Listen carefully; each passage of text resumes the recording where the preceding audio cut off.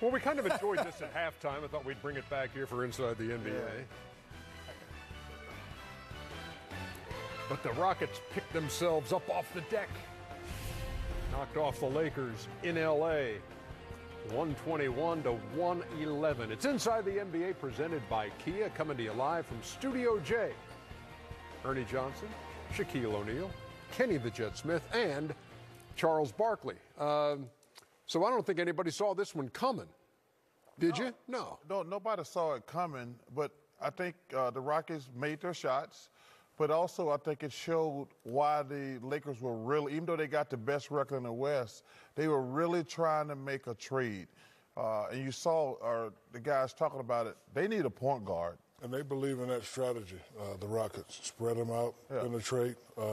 If you draw, you kick it out. But, you know, Westbrook just went crazy tonight. At the crib, 41 points. But Harden only 3 out of 10 from the floor. But the one thing they said, you know, when they showed Darren Collison, when LeBron goes to the bench, they don't have a point guard at all. They have zero offense.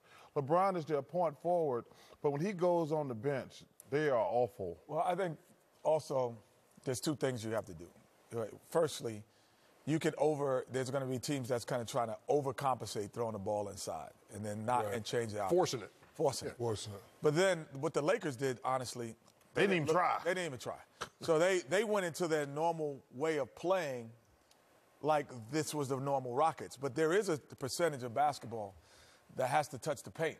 And by dribble or by pass, and that didn't happen for the Lakers. And the Rockets did that tonight. Yeah, let's take a look at the highlights from Staples Center. And you got All-Stars on display. LeBron and Harden, Russ, Harden and Westbrook were picked by Team LeBron. Superman is in the building. He's still doing that. So here we illustrate this kind of just as backdrop for this, that the Rockets with the small lineup and the size advantage definitely belonging to the Lakers. And I have a question. If you got a size advantage, where would you go? Inside. Okay. All the time. Well, so early on, there you go, with Anthony Davis. They can never put the Lakers away. Oh, good run. Way to run, big dog. Yeah, just run, throw it up. Oh. Points in the paint in the game. Lakers 62 to 40 points in the paint. Should be more than that. If you got Anthony Davis, LeBron, you should get more than that in the paint. As soon as he's there. That's there all night. What you got to do? They average 53 in the paint. And what that also does when you score like that, it slows the Rockets down from that fast break. Still got to guard that man right there. Well, again, remember I said the reason I thought they could win it early in the season, I just feel that they always going to have the best two guys at that position. They're going to say, we are the best two, Russell Westbrook and James Harden. They're never going to feel but this is like... The game was dead even at the half, 63 apiece. And then LeBron a couple of times. Okay, Dominique. Okay. That's nice right there. Okay. But okay. Westbrook. Ole. He meant that. He meant that. Somebody got to pick up the ball. Oh, this is just like killing somebody right here. That's too little. That's barbecue chicken. But there's nobody on the Laker team that should be uncomfortable guarding perimeter people, including Anthony Davis. So when you go to Anthony Davis and LeBron at the 4, but those guards, these guys should get this every time because they should never be uncomfortable guarding perimeter guys. Davis had 32 and 13, his 13th game with at least 30 points. Eric Gordon out of the corner buries it. And then Robert Covington, first game with the Rockets. And Covington had 14, 5 out of 9, and 4 out of 7 from deep. But the story of the night was that guy, Russell Westbrook.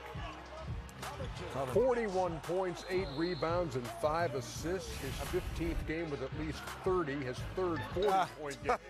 And yes, the Houston Rockets, winners over the Lakers, 121.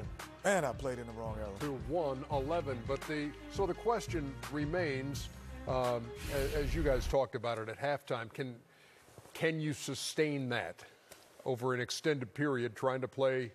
The two guys can. Russell Westbrook and James Harden can.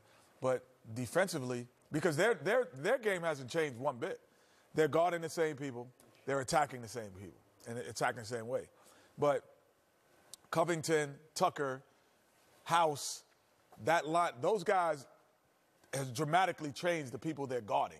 So on a given night, can the guys like, even, you know, you go down the line, and even if you go to the bottom of the thing, can they guard Karl Anthony Towns consistently, you know, and go all the way up? Can they guard Joker all the way convincingly? Like, those are the type of things. It's not one night, because they're great.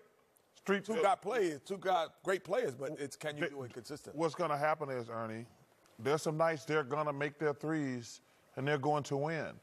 But over the long haul, first of all, what this also does, it puts Russ and James in a really awkward situation. They're going to have to play lights out every single night, or one of them. Like, they can't have any bad games. Yeah, well, Harden, season low FGAs. No, but I'm saying, but Russ went crazy. But Russell went nuts. But I'm saying, one of those two or both going to have to play well every single night. And can they sustain that for 82 games? Because they're going to have to, some teams ain't, like, who are they going to put on the Joker? Who are they going to put on Rudy Gobert? Like, when they play against guys who, like... They got DeAndre Ayton their next game out. He going to have a field day. Him and Booker going to have a field day. So I think what's going to happen is, yeah, everybody's going to say, well, they won tonight. I'm like, yeah. You think they're going to beat the Lakers, the Clippers, the Jazz, the Nuggets in a 7-game series? Absolutely not. Yeah, but what it also does, even though they don't have an inside presence, I'm watching the game. If you can't contain Westbrook and Harden when they get in the paint, they're going to kick it out. All those guys going to have open shots. And again, it's a big if. If Yeah, they Shaq. hit shots like that, But, Shaq, they're all going to be hard to beat. let me tell you something. I wouldn't double those guys. When they get by you, No. I'm going to let those guys get 35. That's only 70. But I'm saying most coaches, when Harden gets by, you have to like shuffle and like move over, right, Kenny? You got to close the paint, right? But that's what they want you to do. My defensive scheme. That's my point. Would be, You would change it. yeah, I would change it. I would just say, if you're in the corners, you never leave. You never leave, and you allow them to. 2 for 2, we're gonna win, because 2 for 2, we're bigger, we're stronger, and we're gonna be to win.